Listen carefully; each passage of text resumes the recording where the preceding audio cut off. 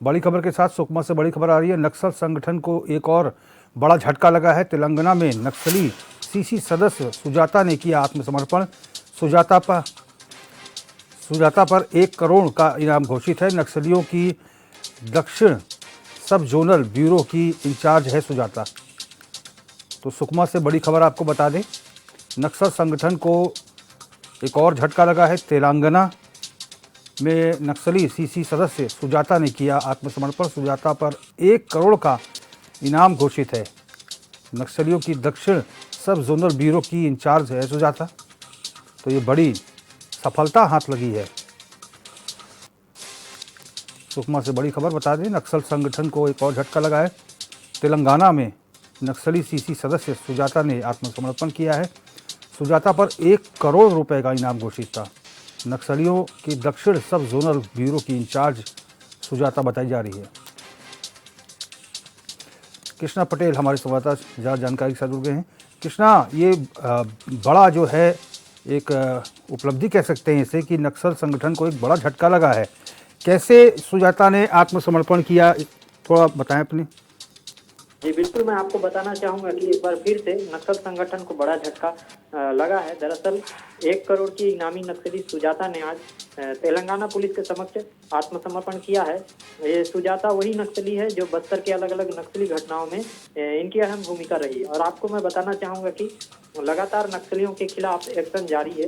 देश के गृह मंत्री अमित शाह के मिशन नक्सल मुक्त के संकल्प को पूरा करने के लिए फोर्स लगातार एंटी नक्सल अभियान संचालित कर रही है और लगातार एक के बाद एक जवान को सफलता भी मिल रही है। उसी के तहत कल गरियाबंद में भी 10 नक्सलियों को ढेर करने में जवानों को बड़ी सफलता मिली। और आज सुजाता जैसे नक्सलियों का आत्मसमर्पण करना, आप अंदाजा लगा सकते हैं कि नक्सलियों में कितना भय और खौफ का माहौल है। उसी के चलते लगातार नक्सली एक के बाद एक आत्मसमर्पण कर रहे हैं। और मैं आपको बता दूं कि आज 12 बजे तेलंगाना के डीजीपी प्रेस कॉन्फ्रेंस कर सुजाता को पेश करेंगे और इस पूरे आत्मसमर्पण की खुलासा करेंगे। जी ठीक है कृष्णा, बहुत बहुत धन्यवाद आपका तमाम जानकारी के लिए। उत्तर प्रदेश के बदायूं के बिसौली और इस्लाम नगर निवासी 23 श्रद्धालुओं का जत्था नेपाल के पशुपतिनाथ मंदिर समेत अन्य धार्मिक स्थलों के दर्शन करने गया था। ये जत्था पिछले 6 सितंबर को भारत से नेपाल गया था, लेकिन इस बीच नेपाल में सोशल मीडिया बैन, भ्रष्टाचार आदि को लेकर वहाँ हिंसा भड़क गई। विरोध प्रदर्शन के दौरान आगजनी हुई। बदायूं के ये 23 भारतीय नेपाल के काठमांडू के होटल में फंस गए थे, जहाँ उन्होंने भारत के प्रधानमंत्री मोदी के नाम से वीडियो शूट कर भारत वापस सकुशल बुलाने की गुहार लगाई थी।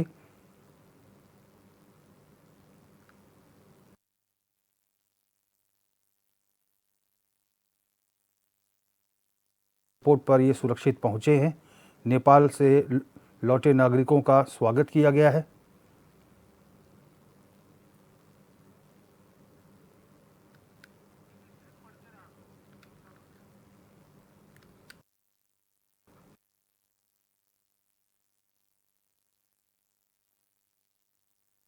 मैं यहाँ के जनता जनार्दन, हमारे जो गांव के जनता जनार्दनों का श्रमदान सहयोग रहा। यहाँ के सभी जनप्रतिनिधि और यहाँ की विधायक हमारी जो रात दिन सभी लोग लगे रहे। यहाँ के समस्त कार्यकर्ता और हमारे जिलाध्यक्ष भी पर डे आते रहे। और यहाँ की हमारी एसडीएम, एडीएम और जिलाधिकारी जिस प्रकार से पूरा रात दिन सहयोग करते रहे, और राज्य के हमारे प्रमुख सचिव जी एनएचआई से लेकर सभी से जो बातचीत करते रहे, और अधिकारियों को डबल ड्यूटी, ट्रिपल ड्यूटी राज्य से सभी अधिकारियों को भेजा गया। मैं गंगा मैया की कृपा है ये बंधा किसी तरह बच गया, लेकिन फिर भी अभी हमारे लिए चुनौतीपूर्ण है, क्योंकि जहाँ आग, पानी और भूकंप हमेशा बना रहता है। फिर भी मैया से प्रार्थना करेंगे कि हम लोगों को सुरक्षित रखें और ये बांध में आगे जो परियोजना बननी है जिसके कारण परमानेंट सुरक्षित रहे, इसके लिए 2-3 अधिकारियों को प्रमुख सचिव जी नियुक्त करेंगे।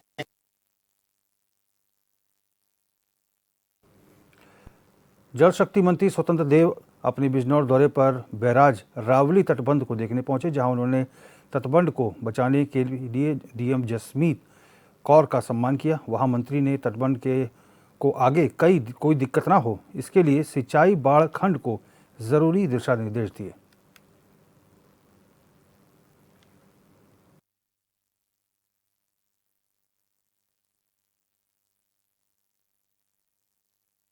देखिए, आप जानते हैं कि जनपद कुशीनगर जो है वो गन्ने की खेती के लिए बहुत प्रसिद्ध है और यहाँ पे बहुत सारी चीनी मिल जो है आपको देखने को मिलती है। वर्तमान में भी हमारी चीनी मिल जो है संचालित है, लेकिन कोरोना चीनी मिल जो है वो काफ़ी समय से बंद पड़ी है। उसमें कई बार जो है मेरे पूर्वाधिकारियों के द्वारा भी प्रयास किए गए, तो उन्हीं प्रयासों को हम लोग अभी आगे लेके जा रहे हैं और प्रयास कर रहे हैं कि जो भी इसकी लाइबिलिटीज़ हैं, जो भी इसकी संपत्तियां हैं, उनको हम लोग एक मूल्यांकन करें। इसमें जितने स्टेक होल्डर्स हैं, चाहे वहाँ के किसान हैं, चाहे वहाँ के कर्मचारी हैं, उन सब लोगों से मेरी भी मुलाकात हुई है, उनसे मेरी दो राउंड वार्ता हुई है और एक बार मैं विजिट भी मैंने किया है मिल का। तो प्रयास ये किया जा रहा है कि कैसे इसके एसेट एंड लाइबिलिटीज़ का एक मूल्यांकन करके और इसकी पॉसिबिलिटीज़ क्या हैं, इनकी संभावनाएं हम लोग तलाश रहे हैं कि कैसे पडरौना शुगर मिल जो है वो दोबारा से एक बार चालू हो और यहाँ के आसपास के जो किसान हैं, जो लोग यहाँ पे काम करते थे, उनको एक नए रोजगार के नए अवसर मिले और जनपद कुशीनगर को जो है विकास की तरफ हम लोग आगे कैसे लेके जा सकते हैं और उसमें पडरौना शुगर मिल का क्या योगदान हो सकता है, इन सारी संभावनाओं पर अभी हम लोग काम कर रहे हैं।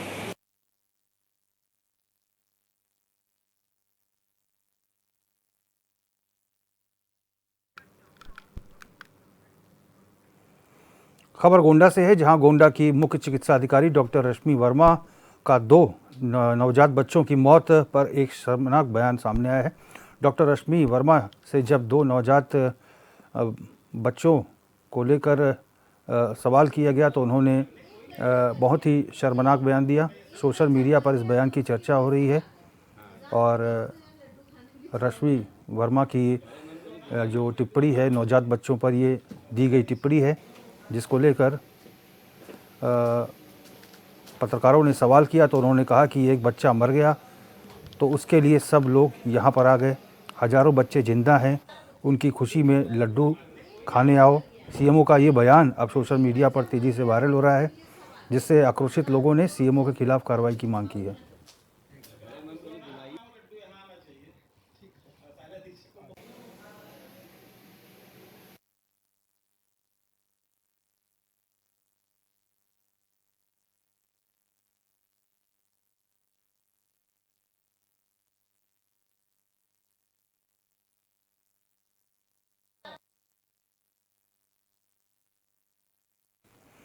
मुख्यमंत्री के प्रमुख सचिव सुबोध कुमार सिंह ने मंत्रालय महानदी भवन में राज्य के नक्सल प्रभावित जिलों में विकास कार्यों की समीक्षा की।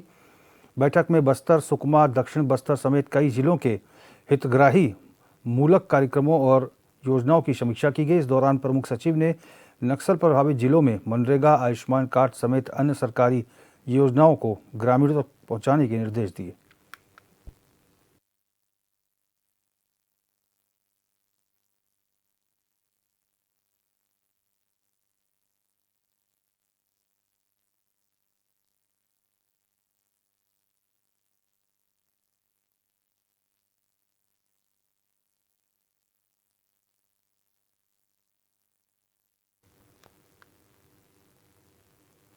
जगदलपुर में वन एवं जलवायु परिवर्तन मंत्री केदार कश्यप ने प्रधानमंत्री सूर्य घर योजना के प्रति जागरूकता बढ़ाने के लिए एक रथ को हरी झंडी दिखाकर रवाना किया।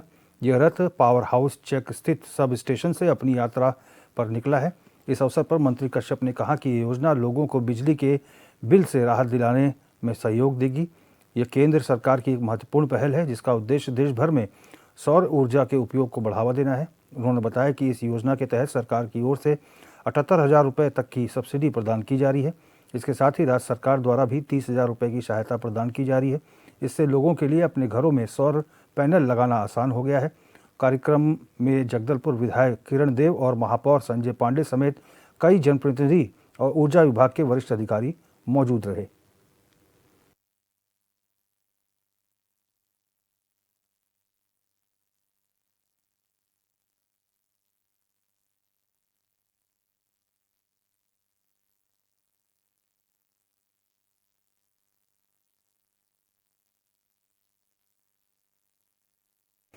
रांची में बीजेपी के प्रदेश अध्यक्ष और सह नेता प्रतिपक्ष बाबूलाल मरांडी ने हेमंत सरकार पर आरोप लगाते हुए कहा कि एक तरफ राज्य सरकार खुद को अबुआ सरकार कहती है और दूसरी तरफ सरकार सिर्फ आम जनता को ठग रही है। उन्होंने झारखंड में बालू घाटों से हो रही अवैध खनन पर सरकार का घेराव किया। उन्होंने सरकार को सलाह देते हुए कहा कि बालू घाटों की नीलामी नहीं करके उसे स्थानीय युवकों को बंदोबस्त कर दीजिए।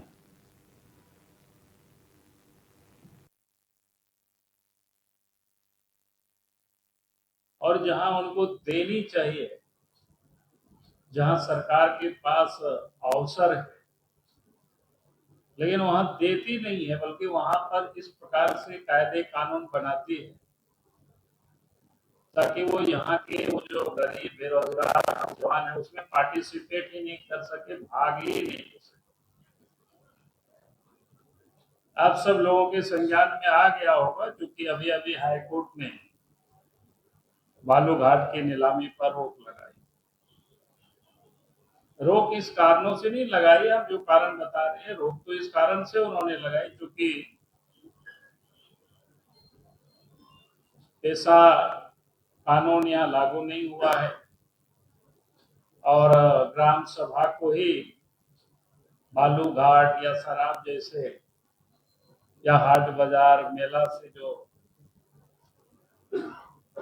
टैक्स लगाने का या वसूलने का ये जो राइट्स है, तो स्थानीय निकाय को ही है, पंचायत को ही है, ग्राम सभा को। लेकिन सरकार किसी को देना नहीं चाहती है, वो अपने ही पास सब कुछ रखना चाहती है ताकि उस छत्तीसगढ़ के कांग्रेस प्रदेश अध्यक्ष दीपक बैज का बयान सामने आया है। उन्होंने कहा कि प्रदेश में गुंडाराज, कमीशनखोरी और अपराध पर लगाम नहीं है और खुलेआम दो गुटों में तलवारबाजी होती है। उन्होंने कहा कि बीजेपी सरकार नाकाम है और कमीशनखोरी से पूरा प्रदेश भ्रष्ट हो गया है।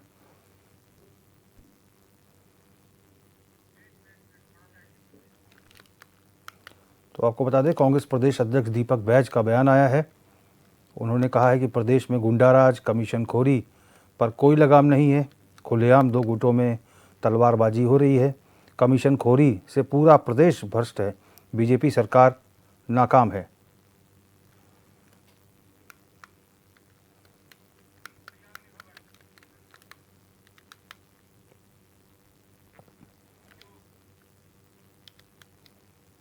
झारखंड में कोल रॉयल्टी मद में बकाया राशि को लेकर राज्य सरकार और केंद्र के बीच मतभेद जारी है। झारखंड दौरे पर आए केंद्रीय कोयला मंत्री जी किशन रेड्डी ने कहा कि राज्य सरकार की ओर से मांगी जा रही बकाया राशि के मुद्दे पर कोल मंत्रालय और राज्य सरकार के समन्वय से गठित कमेटी काम कर रही है। इन कमेटियों के बीच अब तक 2-3 बैठकें हो चुकी हैं और जल्द ही इस पर निर्णय होने की संभावना है। स्वाभाविक है, जब माननीय मुख्यमंत्री से मुलाकात होगी तो जो जायज मांग है हमारे राज्य की, और हम उम्मीद करेंगे कि इस लोकतंत्र में, स्वस्थ लोकतंत्र में, राज्यों की जो भी अधिकार होते हैं, हक होते हैं, वो उन्हें मिलना चाहिए। राजनीतिक मतभिन्नता अलग चीज है। इस देश का ही एक महत्वपूर्ण राज्य है झारखंड, और यहाँ से हमारे कोयला, हमारे खनिज से पूरा देश लाभान्वित होता है। तो जो हक और अधिकार यहाँ के लोगों को मिलना चाहिए, इस राज्य को मिलना चाहिए, उससे अगर हम महरूम रह जाते हैं तो हम अपनी बात तो रखेंगे, और कहाँ रखेंगे। माननीय मंत्री आए हैं, उनके समक्ष सारी बातें रखी जाएंगी। और जहाँ तक मुझे जानकारी मिली कि एक बहुत ही सकारात्मक रिस्पॉन्स मंत्री जी का है। आज संवाददाताओं से बातचीत के क्रम में उन्होंने कहा है कि हाँ, हम आंकड़े मांगेंगे और बात करके उसका हम निपटारा करेंगे। तो ये एक उम्मीद की किरण है। जो भी आंकड़े हैं सब तो डॉक्यूमेंटेड हैं, डॉक्यूमेंट्स हैं, उस अनुसार हमारे राज्य को मिले। एक बहुत बड़ी राशि लंबित है विभिन्न कोल कंपनियों के पास, जो केंद्रीय उपक्रम है उनके पास। तो ये माननीय कोल मंत्री का दायित्व बनता है कि झारखंड और झारखंडियों के साथ नाइंसाफी ना हो, इंसाफ मिले, हमें हमारे हक और अधिकार हमको मिले। इसमें लास्ट टाइम जो मैं आया था, आदरणीय मुख्यमंत्री साहब से मिले थे, दोनों ऑफिसर्स भी चर्चा किए। जो भी, क्योंकि आज जो भी दोनों ऑफिसर्स मिलकर कमेटी कॉन्स्टिट्यूट किए हैं, उसमें जो भी निकल के आते हैं, क्योंकि मैं बताना चाहता हूं, कोल सेक्टर, कोल मिनिस्ट्री, हम इनकम के लिए काम नहीं कर रहे, प्रॉफिट के लिए काम नहीं कर रहे। हमारा कोल प्रोडक्शन इंपोर्ट कम होना, देश के मैन्युफैक्चरिंग सेक्टर में भी हो, एग्रीकल्चर सेक्टर में भी हो, कमर्शियल सेक्टर में भी हो, देश के विकसित भारत बनाने के लिए भी हो, जो भी डिमांड है ऊर्जा का, उसको पूरा करने के लिए हमारा कोल मिनिस्ट्री काम कर रहे हैं। हमारा प्रायोरिटी इनकम नहीं है, इसीलिए हम झारखंड सरकार से जो भी इश्यूज है, हम दोनों कमिटी, स्टेट गवर्नमेंट और हमारा कोल इंडिया का ऑफिसर्स के साथ एक कमिटी गठित किया है। वो लोग 2-3 बार बैठे हैं, जो भी बैठ के तय करते हैं उसके ऊपर निर्णय लेंगे। उसमें अलीराजपुर जिले के जोबट नगर परिषद के 9 पार्षदों ने मिलकर कलेक्टर अभय अरविंद बेडेकर को परिषद के सीएमओ संतोष राठौड़ और इंजीनियर के खिलाफ शिकायती आवेदन सौंपा। पार्षदों का आरोप है कि लाइट, पानी और सफाई जैसी बुनियादी समस्याओं की बार बार जानकारी देने के बावजूद सीएमओ ध्यान नहीं दे रहे हैं। विकास कार्य ठप है, जनता परेशान है। चुने गए जनप्रतिनिधियों की आवाज़ और मांगों को नज़रअंदाज करना लोकतांत्रिक व्यवस्था के खिलाफ है। शिकायती आवेदन में लिखा गया है कि सीएमओ और इंजीनियर की उदासीन कार्यशैली के कारण नगर में आक्रोश का माहौल है और स्थिति दिन पर दिन बिगड़ रही है। पार्षदों का कहना है कि यदि मांगें नहीं मानी जाती हैं तो आगे प्रदर्शन किया जाएगा और आंदोलन किया जाएगा।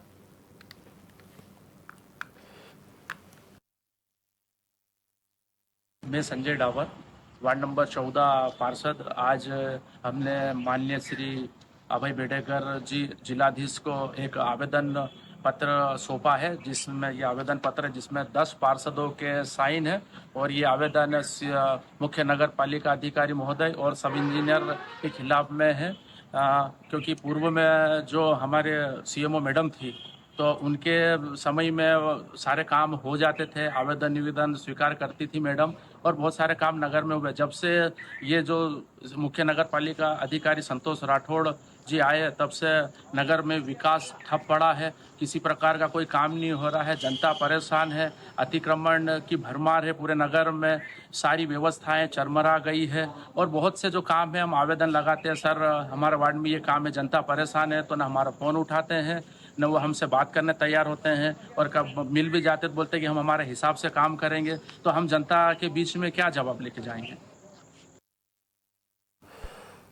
मध्य प्रदेश के खंडवा में हुए खाद घोटाले में अब नया मोड़ ले लिया है। जिला मार्केटिंग ऑफिसर डीएमओ के प्रतिवेदन के बाद पुलिस ने जिला सहकारी बैंक के इन्वेंटरी मैनेजर जीवन वर्मा समेत ट्रांसपोर्ट कंपनी के चालकों के खिलाफ कार्रवाई करने की तैयारी शुरू कर दी है। लेकिन सबसे बड़ा सवाल ये है कि इतने बड़े घोटाले में सिर्फ 5 ट्रकों और उनके चालकों के नाम शामिल किए गए हैं, जबकि किसान संगठनों का आरोप है कि खंडवा जिले में से ही 25 से ज़्यादा ट्रकों में यूरिया खाद ब्लैक मार्केट में बेची गई थी।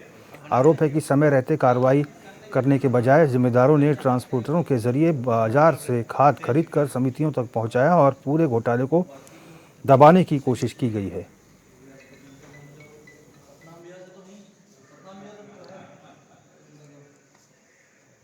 समय पर उनको खाद नहीं मिला और बहुत सारी परेशानियां।